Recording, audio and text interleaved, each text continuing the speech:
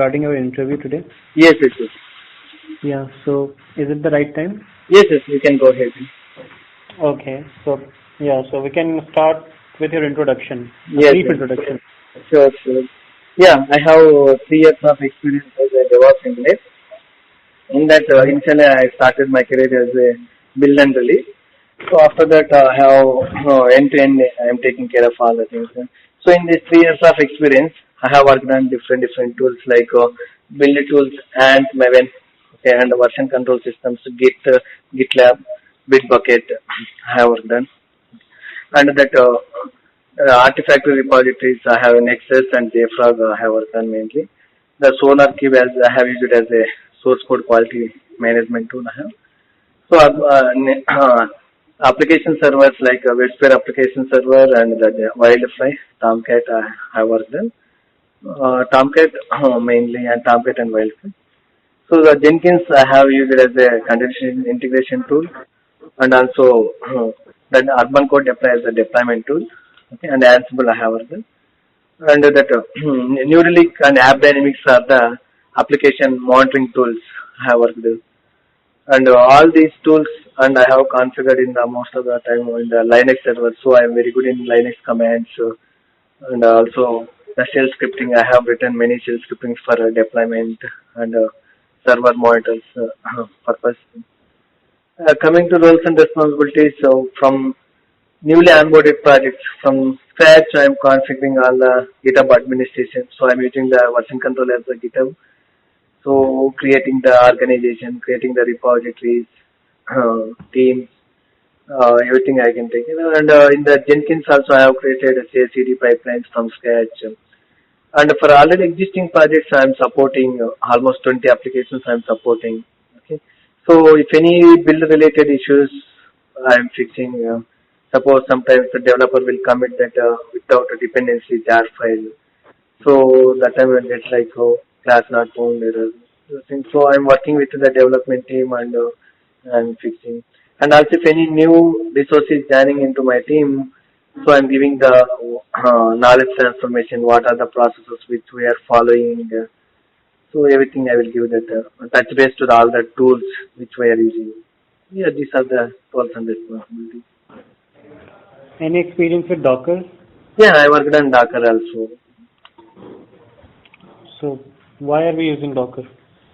So if you want to develop that and if you want to ship to the any environment, so if you deploy as a container based application instead of normal deployment, we can, so it will contain Docker is the main container based. Suppose whatever that application developed, you can create that as an image along with all the running whatever the software instances you want. So you can share with that one. So the other developer or whatever they will down pull that image and they will run immediately. So that it is a container based. Suppose n number of applications you can deploy. So using the SWAM, I have deployed clustering also. So and provided the load balancing. 3 instances we have deployed the same application. So using the SWAM, I have very good knowledge on this Docker as well.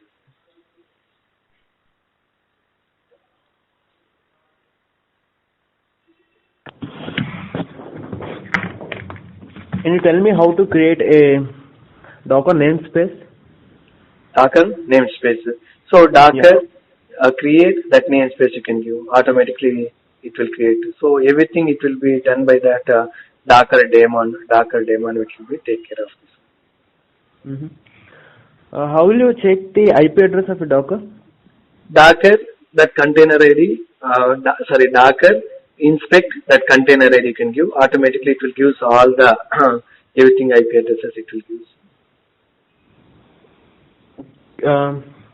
Tell me about Docker Compose file. Docker Compose. So usually the Docker -compose.yml file in the YAML format we will use for that one writing. So there you can mention so what is the services, how many instances of that container as a service. Everything you can mention. What is the image you have to download from the Docker registry, Docker trusted registry DTF. So everything will mention and we will run that Docker Compose automatically. It will create. So there you can mention.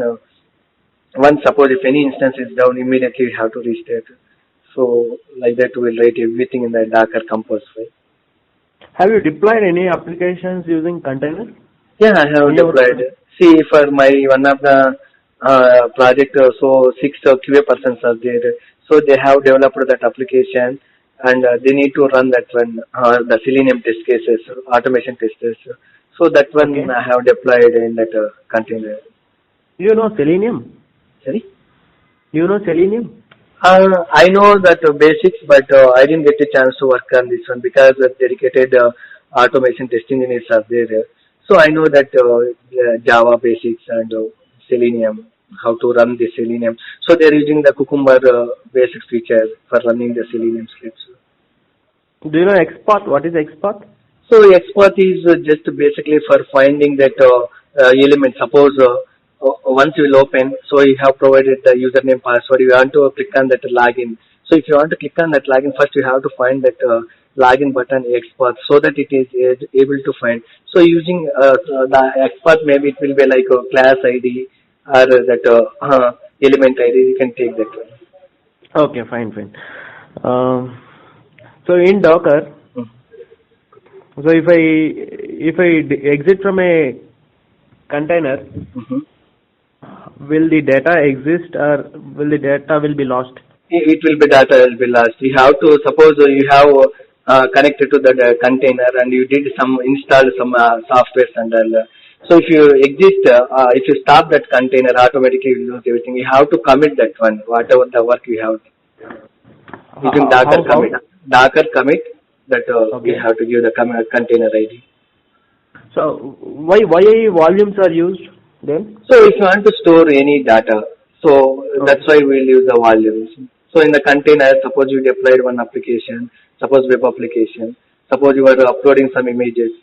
So if you want to store that images, we'll use that volumes. Okay. Can you tell me what is Swan cluster? Uh, What is Swan? Swarm is used for this for creating the clustering. Suppose if the container with help of container just only can deploy one application. Suppose if you deploy one application, if you don't provide the clustering for your application is providing the high availability.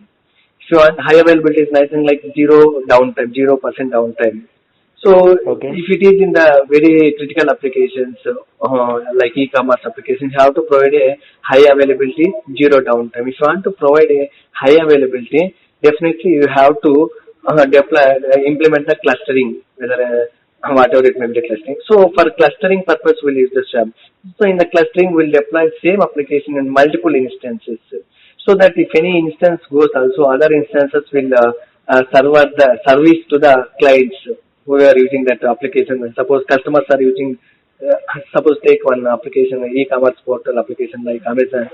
So if you deploy same an application in one container, if the container is down, nobody able to access that. Suppose if you deploy in a clustering, even one instance is down also, other instances will up and running, and it will help you providing the high availability of your application.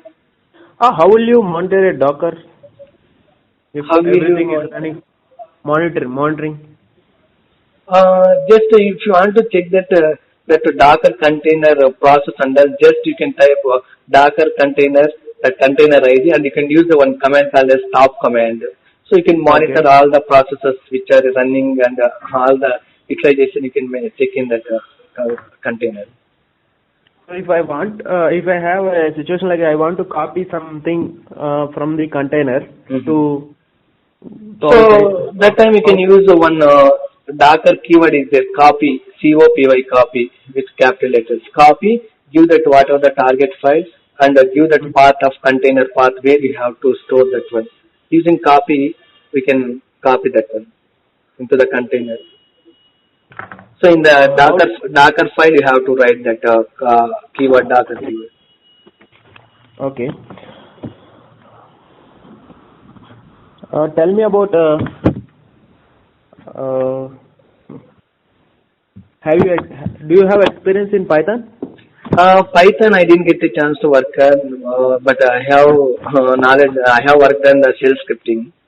So if Okay. it is requirement, definitely I have knowledge on the Java. So if you know the Java, that is also object-oriented programming, just all the basics classes into it. But I didn't get a chance to work on, and I didn't look on that. And if it is requirement, definitely give me 1 week. I will explore, and definitely I will implement. How will you read a file in shell? So if you want to read a file, we'll use the read command just for whatever you are giving the command. Suppose read and you can declare one file that a file name whatever.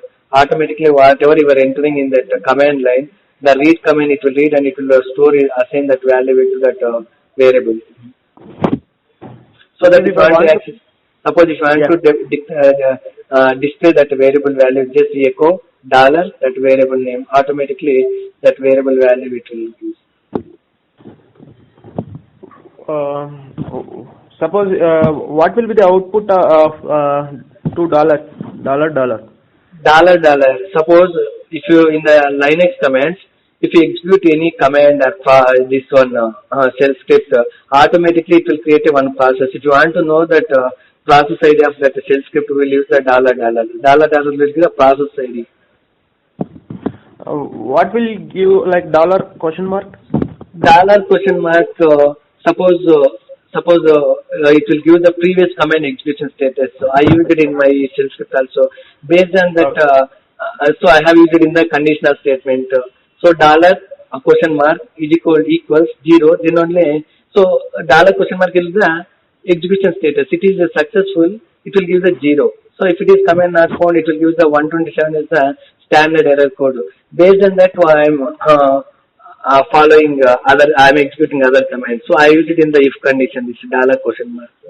How will you check if a file is empty, not empty, if it has content or not?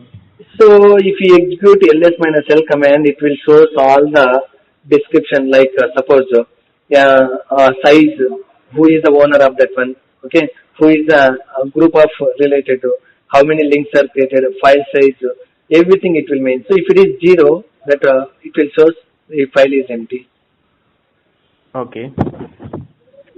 Suppose in script you want to check, right? How Okay. will you check that way? Okay, so using find command also you can check it. Find, okay, hyphen name, that is Okay. and give the file name, hyphen empty. It will display all the empty files. If you want to display empty directories, find hyphen type D. You have to pass D. D means directories hyphen empty. It will display all the empty directories. Using find command, you can find empty files or empty directories as well as. Do you know about signals trap? Yes, signal. So in the kill command, you are saying. Yes. Yeah. What is a trap command? What is trap command? Can you explain me that symbol? Means that spell it command. TRAP, trap. Trap command. No, I'm not aware of the trap command, but I know this kill command. So in the kill, almost 64 signals are there, but I'm using mainly the -9 for killing any process. Suppose I'm trying to stop one service using service command. The service name stop, but it is not stopping. So what I will do, I will take that process ID, ps-af grep, whatever the Java process, whatever the term code. So it will give the process ID, and using kill command, kill -9, the signal, 9 means the signal is killing. So, and I will process the process ID so that it will forcefully kill that process. Like that I will. How will you read an array input? Okay, so I have used this array in that along with the read command. So read -a and give that that array name. So -a means array. So suppose please enter some these Devops tools. Some example is there. So dynamically user will type how many values we don't know, right? That time we can use the read -a that array name. So automatically whatever the developer that user will enter all the tools, it will put it into that array. So that if you want to access that echo dollar symbol, put in the flower brackets that array name, and in the array starts with the index 0. So if you want to the first value, you can give that 0. So like that you can access that array values. But array index starts from 0, but the size starts from 1. How will you count the number of lines in a file? So number of lines in a file. So using one, we know one command WC, word count. WC by default it will give number of lines, number of words, number of characters. So if you want the lines, just you have to pass one option called as a WC-L, and the file name you can give. Automatically it will display number of lines in that file. Suppose in a text file you have entries with duplicates. I want to find only duplicates. How will you find? Only duplicates. Okay. So, but using sort command -n, you will display. Suppose use sort command, it will display all these things. So, if you want to remove duplicates and using sort, just sort -n, that text file name it will remove the duplicates and it will display in the sort order. Okay. I have a file with single space separated columns. Mm-hmm. I want to make it a tab space or a comma separated values or columns. How will you do that? So using AWK, we can find that one. By default, AWK, it will such as the pattern spaces. So if you give in as a delimiter as something else, so that time you can use AWK-F, that delimiter you have to use. How about this logs? Suppose if I want to delete some 30 days data, how will you delete? So using find command, you can find that file or anything directory. Different conditions you can pass. Last 1 day or last 30 days, you have to mention that from date and this date. And -delete, you can automatically, it will delete all the files which are from that particular date range, whatever you have given. Suppose you want to delete all the files which are having 1 GB. Like that, based on the condition, using find command, you can find and you can delete also. Have you taken backup of any work that you have taken? How will you take it? So actually, I have created a shell script called as dbbackup.sh. So what it will do, I have created one template and I have worked with the DBA guy. So DBA guy is added all the DB commands along with my shell script file. So we have configured this is cron tab. Every day night 12 o'clock, every day it is taking the backup. So and it is putting that one location. Like that we are taking the backup. Okay. Debugging, how will you do debugging in shell scripting? Shell scripting debugging. So we can do in two ways, like while running itself, entire shell script if you want to run in the debug mode, -x and give that a shell script file name. So that time it will run all the lines in the shell script, that file it will run in the shell script, the debug mode. Suppose I know in some particular lines I want to run in the debug mode, set, so whatever the lines you want to debug, so from before that line you can add one line, one command called set -x, and after, so which lines you want to close, so set +x. So whatever in between set -x and set +x, those lines will run in the debug mode. Like this, okay. I have run in the debug mode and I fixed the issues. Yeah, fine. So how will you rate yourself in Ansible 1 to 5? Ansible, I can give 3. Okay. Tell me the difference between shell and command module. Shell and command module. So, shell is like one intermediate between the client and that operating system, kernel. So whatever you are executing in the command line, those commands it will take by the shell and it will give it to that operating system so that it will execute that one. So in the command prompt, so it is in the Windows machine, DOS operating system. All the commands, whatever it is running in the shell, it will not in the DOS command prompt. Okay. So do you know host key checking? What is host key checking? Host name I know. Host key means it will be available in the etc directory /host is the one file is there. So just in the Ansible you are saying? Yes. Okay. So in the Ansible /etc/Ansible/host is the one default file name. Once if you install that Ansible software, that file will be there. There all the, suppose Ansible server, it has to connect to 50 instances, 50 host servers. So all the 50 servers IP addresses will mention in that default inventory file. So we used to call it inventory file because it maintains all the host inventories. That's why we used to call it host inventory. That is the default for this /etc/Ansible. Host is the file name. So there will mention all the IP addresses of that particular, how many host machines are going to connect by this Ansible server. So Ansible is a agentless mechanism. Agentless mechanism it will work. So mainly it uses the SSH connection type. So suppose from Ansible server to, if you want to connect to that 50 host machines, first you have to generate one SSH key in the Ansible server. You have to copy into that all the Ansible servers, what is that host machines. Okay. So I'm asking about what is host key checking? Host key checking, I'm not getting.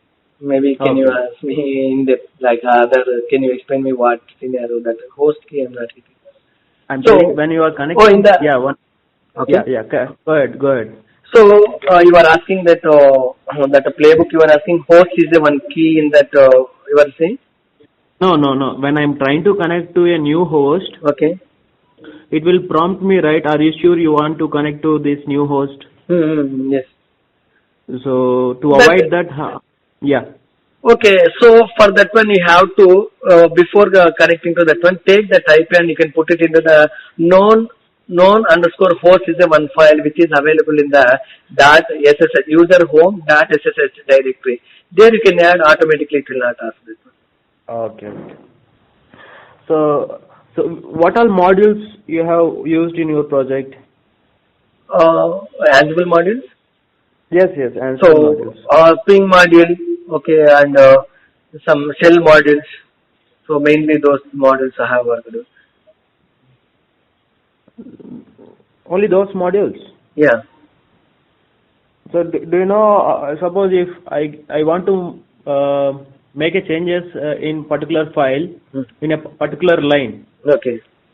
So if I match a particular regular expression pattern in that line, I have to replace the entire line with the new content, new line. Okay. So how can I do that in Ansible? For that one, you have to write one shell script. Ansible playbook. So in that playbook, you can mention using std command. So whatever you want to, so std. So whatever that regular expression. So I want to replace with suppose something Devops with Java. So wherever the Java is there, Devops is there, I want to replace with something Java development, something like that. So use that one. So that same playbook you can execute. So in the playbook we'll mention in which host machine it has to connect, and so I have while creating that inventory playbook. So I mentioned that I have divided the groups, app servers like that. So I need to mention that in the playbook host that group name. So automatically if I run that playbook in wherever the machines it will connect, and there all the files it will replace whatever that thing. Have you worked on roles? Roles? No, I didn't work that mainly. Just mainly I use it for deployment. This one as well as Urban Core deployment, both tools. You know about Ansible Galaxy? Ansible Galaxy also I didn't work that. Okay, fine.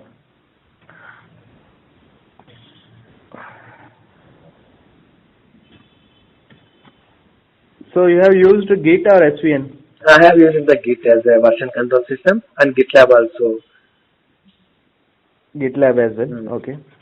So can you explain me about what is how the flow from the working directory to the remote? Okay. How would you commit some code? How would you revert if something goes wrong? Okay.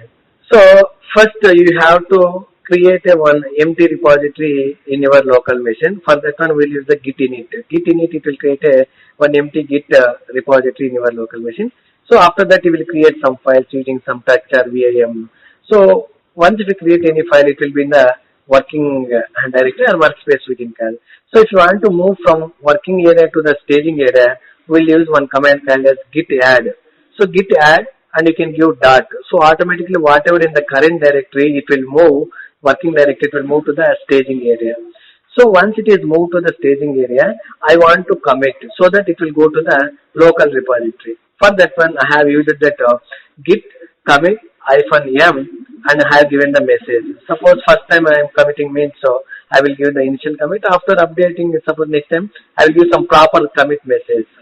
So I have used the git commit, and after that I have executed that one. Automatically it will commit into my local repository. So from my local repository to I want to move to that push to the remote repository. First I need to create a one repository on the remote server. So to log in into the remote server, just create a one repository. After that, take that repository, add that map that remote repository one with your local repository using git remote add and give the alias name for that particular URL. So give that alias name. You can give any name for that alias and give that remote repository URL. So that you will map that remote repository URL with that your local repository. So after that, you want to check whether it is mapped or not. For that one, git space remote -b. So automatically it will shows how many remote repositories you mapped with your local repository. Once you map it successfully, you have to push that code. For that one, we use the git push is the command. Git push that alias name, whatever you have given. Suppose you given the origin as alias name for that remote repository. Git push origin, and you have to give the branch name. So automatically, once we create any repository, it will create a one branch called as a master branch. So git Yeah, fine. push. Okay. Fine, Srinivas. Okay. Thank you. So I think you are already serving notice period, right? Yes, I am serving notice period. But, I think you might be having any other offer, right? no, right now I don't have any offer. Actually, So, that project is going to over, and we don't get that new project. That's why I'm looking immediately. how long is your current notice period? Actually, like. Actually, that is 2 months notice period. Okay. Okay. So I mean, next 20 days it will over my notice period. Okay. So what kind of role are you expecting? Like it. I can take from end to end from the end to end automation Okay. from full DevOps, full stack DevOps engineer. Okay. So how will you rate yourself in Jenkins? Jenkins, out of 5, I can rate 4. I'm very good in Jenkins. I have created all the jobs. This one. Okay. Fine. Fine, Srinivaslu, I think we are done with our interview. Okay. HR will let you know the Okay, feedback. I have small question. Thank you for your time, first of all, and I want to know what kind of profile you are looking so that I can estimate my whether I can able suitable for your role. The profile is of DevOps engineer only. You will Okay. have to work from like end-to-end flow only, Okay. which you're looking. Okay. The profile is as per your expectations. Okay. But I believe like you will have further discussions also with the client and Sure, other definitely. people. Okay. There also you can get it clarified. Okay. Okay. Okay. I will suggest like to get it very clear like what kind of profile they are offering and Okay. what kind of you are looking. But Okay. as far as I know, it's for the DevOps engineer admin kind of role, Okay. which is exactly what you're looking for. It will be for like end-to-end flow. Okay. Thank you. Thank you for that. Yeah. And may I know the client? Is it? Exactly, I'm not sure of that. Okay. I'm sure Okay. HR can tell you that. No HR problem. will get connected. Yeah, HR will actually let you know about the Okay. feedback, and you can ask about the client name and all from the HR, right? Okay. Thank you. Thank you for your time. Okay. Thank you. Yeah, bye. Regarding your interview today. Yes. Yes. Yeah, so is it the right time? Yes. Yes. You can go ahead.